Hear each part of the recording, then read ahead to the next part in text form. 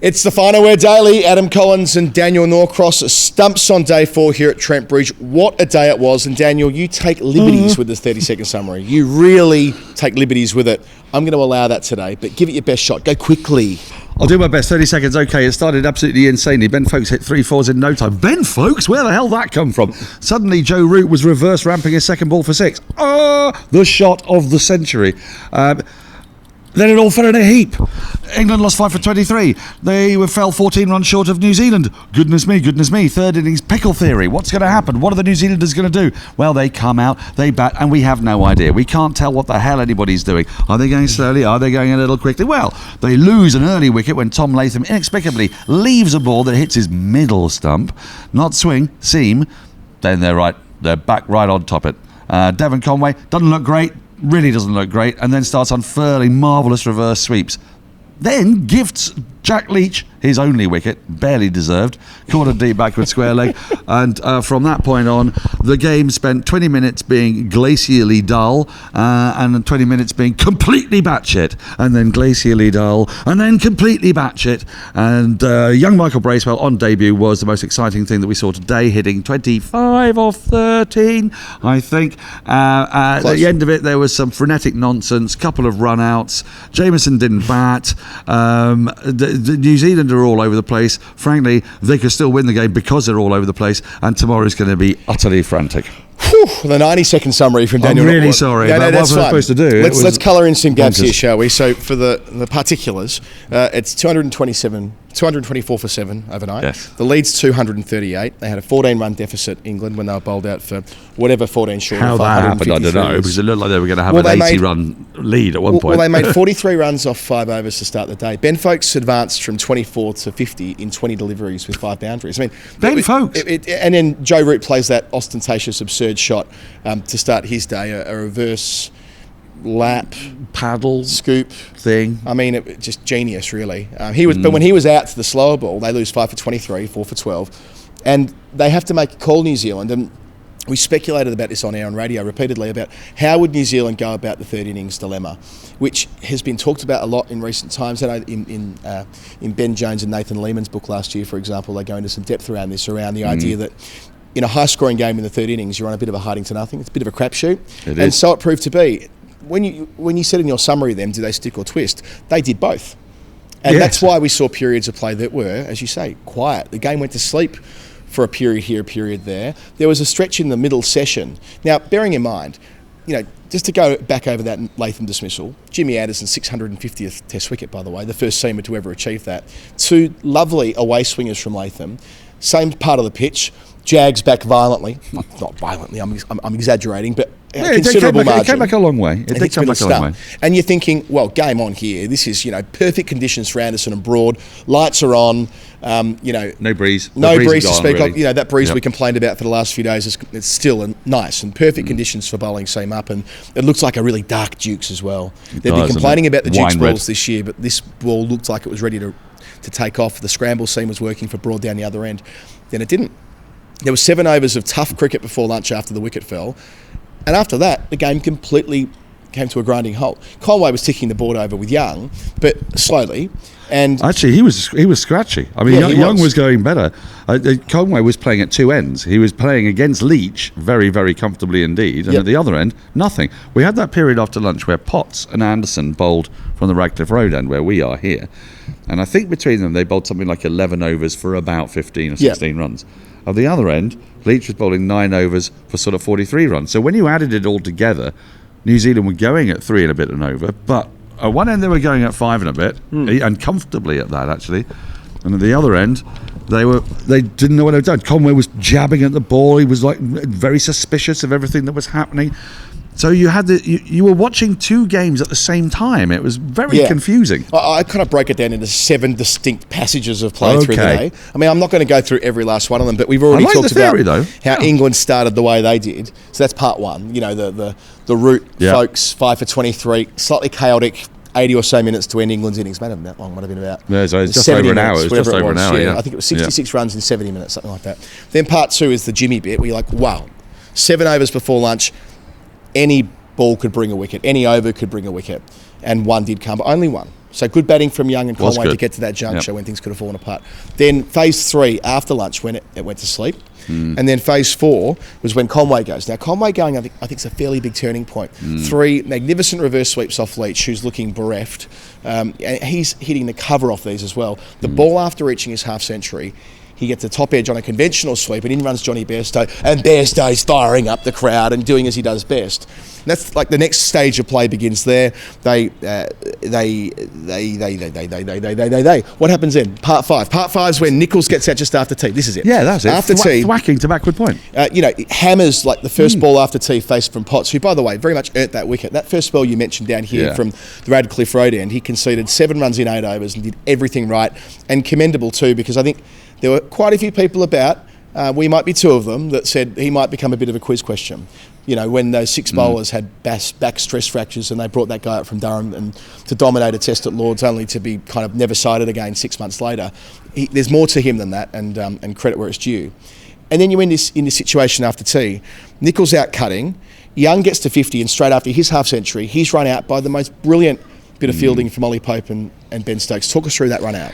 Yeah, it turned into the onside, and a mix-up, yes, so there was opportunity, but he didn't know, when Pope got the ball, his initial idea was to throw it to the keeper's end. And then he stopped. That was the best bit of it, I think. He assessed, he looked, gave himself the time, because he saw that Young had run from the non-striker's end and was actually going to struggle, and then pinged the ball in really, really fast into Stokes, who did that. You'll know this. The Stokes take backhand flick in one movement. Indoor cricket stuff. But also like it made him look like a wicket keeper. It's is there anything you can't do? Actually did him by a fair way in the end, a foot maybe or 6 inches, I would say. And that was key because all the time, everybody watching this knows that if England are going to do the run through New Zealand job, they've got to get to 6 wickets. At 6 wickets, New Zealand's tail starts. Anything could happen. And the thing is, it's not that they won't score runs, because they're actually way more productive than England's tail. But they can fall at a heat, because they will not try to stay around. Well, they won't bat time, right? They might make runs, they'll do it quickly, as they did at Lords with Southee and de Grandhomme, not a tail ender at all, but the way they played then, that innings still finished pretty quickly on that first day. But it means that somebody, exactly as you said, somebody has to sort of be a bit of an insurance. And this policy. Is part 6. So part 6 is where Mitchell and Blundell get together. Yet again. They batted for 18 overs together for 45 runs. Did that happen in the last session? Well, we hear that. It did, because we're sitting there going, game off again. Yeah. It's these 2 blokes who just are so good at absorbing pressure. We saw that at Lords. We saw that in the first innings here when it was tough early doors. Like, they're going to do that thing again, are they? Okay, well, that's it. That's part 6. And what do you know? There's another twist, part 7. Blundell hooks broad to backward square leg when he's on 24. That's the end of that. A flap, really, wasn't it? And then there's the Bracewell bit, which we splice in. 25 from 17 balls. He hits a 6. He hits 3 4s dancing. He's taking on everything. The field's spread. It's leg side theory. It's 3-6 fields. It's 3 guys out back for the hook shot. All of that's going on. Then Bracewell gets out charging. Potts gets a second wicket taken by Stuart Broad. They're fired up again. 2 minutes later, another run out. Which was partly Mitchell's fault, but Southee and Mitchell managed to... Well, between them, because effectively what Mitchell was trying to do is save Southee from facing one ball. Yeah. I mean, there's a guy who averages, 16? He's at 1,800 runs. He can face a ball. And they risked it, really, for that. And being 7 down, and with no Jameson coming out to bat, Matt Henry comes out. Well, that's the very end, right? So Trent Bolt. So all this volatility, we have a little bit of calm in the last 5 minutes, 10 minutes before stumps, which felt like an eternity. Henry gets through with Mitchell. Mitchell's on 32, I think it is, from a load of balls. And he's got Henry there with him tomorrow, who's made runs at Test level this year. He made that 60-odd batting at 11 against South Africa in an unusual Test match in February. So WinViz is not a bad metric for this. There was one stage just around the Blundell-Mitchell partnership, if I recall correctly, where they had New Zealand at 8%, England at 7%, 85 the draw. That's now adjusted to, before you take Jameson out of the model, as Ben Jones noted on Twitter this afternoon, Jameson will be assumed to bat until he doesn't. Yeah. Even with that in mind, England 28, New Zealand 17, draw 55. That'll be draw 45 when Jameson doesn't walk out to bat tomorrow. In other words, we've gone from a Test match that was going to be 8.5 times out of 10 a draw to one that I reckon is I would say a 70% chance of getting a result tomorrow. Yeah, I agree with that, because if not higher. Yeah, but yes, because the way New Zealand play, I mean, you're kind of thinking that the way this game is drawn requires New Zealand to bat for an hour. And I'm not sure New Zealand can bat for an hour. But so when I say that still makes... that'll bring some runs. That would still bring England and New Zealand into the game. Because if New Zealand bat for an hour and no more and have a lead of 280, 290, England would have, let's say, 77, 78 overs to chase that. On this pitch and with this outfield, we've seen runs come regularly at 3.5, 4 runs and over, 4 runs and over. So actually, New Zealand have got about at least that. And it'll give them the opportunity, though, if they get out earlier, they'll have more time to bowl England. Now England have more time to get the runs. It's that classic situation where is it perfect? Well, what we love in multi-day cricket, where as one team becomes more likely to win, by extension, the other team becomes more likely to win as well. So I think the draw is receding. I couldn't agree more. And look, there's the Jamieson factor, which will hurt New Zealand in ways that we can't yet tell. Southey went for 158, I think I'm right in saying, without a wicket. Didn't take a wicket in the second innings at Lord's either, so he's up against it. Bolt, magnificent, took a fifer, bowled some worldly deliveries. His 10th 5-wicket haul. It was unplayable. Glorious. Poor old Matty Potts, who, by the way, burnt Ben Folkes. We didn't mention that. The run out of poor old Ben Folkes gets to 56, and Matty Potts pulled his helmet over his head. He was desolate. But yeah, Jamieson tomorrow, that'll alter their rotations. Mitchell will have to bowl some overs. I hope they get set 277, which was the target at Lord's both last week and 12 months ago. I hope it's 277 in 73 overs, which is what it was at Lord's. That's not impossible. That's not impossible because you think what will happen is that Mitchell's going to do a bit of strike farming. Yep. Try and keep Henry away from it. He won't be able to do it constantly. They will lose those wickets. They need to win. So actually 277 is it? That's 40 odd away. And it's about 11, 12 overs for your equation. So it could be right. And if we get that, possible, we get to a stage where both sides can win. Yeah, New Zealand less likely of the two on account of the fact they don't have Jamieson. But they got Bolt. They've got Bolt. They've got a fragile England team, and they've got a fragile and we England forget tail. this, don't we? We forget that England are fundamentally not very good. Good. They belied that in recent times to the crease. But at their core, they're still not a very good team. Correct. And I just got a feeling about this Michael Bracewell fella. You do, don't you? He gives it a rip. It's 3 wickets today. I'm not saying he's Tim May, but he gives it a rip. And he clearly is playing with this nerveless sensibility. And he's called Bracewell, for God's sake. He's called Bracewell, and John Bracewell, his uncle, made 100 here at number 8 to win the Test match in 1986. There you go. And if you listen to Storytime, you know other great feats from John Bracewell, the off-spinner, over the years as well. Yeah. So, I've just got just a hunch that he might play more of a role than even someone like Ajaz Patel, who last week only got a couple of overs and was dumped accordingly. But I don't think this surface is going to get easier to bat on. It won't be like one of those day 5 pitches that we saw in Pakistan, and we think, well, that would have been, like Rawalpindi, where you could have batted on it on day 9. This won't be like that. So it will take the spin increasingly. I think Leach has a role to play tomorrow morning on that front too. Yes, he might well do. But look. Either way, the game is afoot. Adam. It is. The game is definitely afoot. And when we arrived here on day 1, and England won the toss, we saw the green tinge, and we were going, is this going to be one of those 3-day Trent Bridges? Are we not going to get the opportunity to spend time in our lovely Airbnb and really sample the delights of Nottingham, which is a beautiful city. As the sign of that Airbnb wall recently renovated, we must be the first guests. I'll let you in on a secret. It's definitely a former brothel. Yeah, it's There's got to be. nothing more certain. There are 5 bedrooms and 5 en-suites. Draw your own conclusions. And there are no side lights. Everything is top lit, which is really unpleasant. But digression, but an important one. Yeah, an important one. But we wouldn't have had that experience if not for the surface. We've enjoyed each other's company. We are going to do the distance tomorrow, and I reckon we might do it tonight as well. I think it could be 6:30. Yeah. Well, we will. Yeah. Let's get out of here and head. Let's do some Hall of Fame. Yeah. Oh, sorry. Yes. Final word Hall of Fame. Yeah. Shall I do mine? Well, let's just go through them. Scattergun. First of all, Joe Root's absurd shot to start with. Mad. He's the best player in the world by a mile. We did all that yesterday. He is doing whatever he wants, and that means that we get to now just indulge in Joe Root stuff for ages, and I can't wait for that. Yeah, it was mastery of his art, wasn't it? Yep.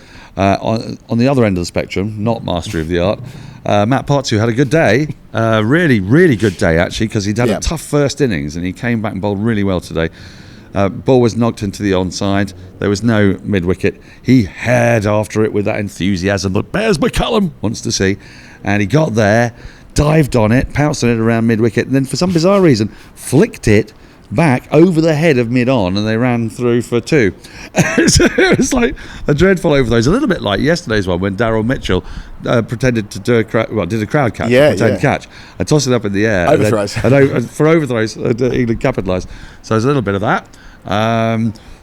Both run-outs, I mean, in their own different ways, were quite... Well, no, what do I mean both? There were 3 today. There were 3. Yeah. In many ways, I think the Matt Potts run-out was the funniest because, he blew up Ben Folkes, whereas the New Zealand run-outs, the smarter batter stayed in. Whereas this was like, oh no, what have I done? And he hadn't yet scored a test run at that point either. Run, exactly. I'm going to chuck in there just a bit of Anderson as well. 650 test wickets, the first to achieve that as a seamer. He's taken 412 of them in England at 24. He's taken 72 of them at Trent Bridge at 19. Loves this ground, loves bowling in England, loves bowling with the Dukes. He's obviously more than just that alone. But he said a couple of years ago that he fancied 700. And on the evidence of what we've seen in the last 2 weeks, I think he'll get there. Even if they manage him, I can't see a scenario, put it this way, I don't imagine there's a scenario where he isn't opening the bowling at Birmingham for the first Ashes test next year. Well, this is what I've always said. I would be staggered if he's not aiming to do the Ashes. Yeah. And if he's aiming to do the Ashes, then there are enough tests for him to get to 700. There really are. My highlight for him, though, wasn't his 650th. It was the reverse sweep. Of course. I love his reverse sweep. And it was telegraphed by you guys on commentary as well. Yeah, absolutely. Yeah, we all knew it was coming, but there was a little thing that came with that, and it was Trent Boult. Because Trent Boult was standing out on the boundary, and he was trolling James Anderson. Yes. And he was going 1-5, meaning you need 15 runs to go past me and Murali as the leading scorer in world history at number 11. What we need tomorrow is Boult to get the record on his own. Yes. So Boult to score at least 1 run. Yep.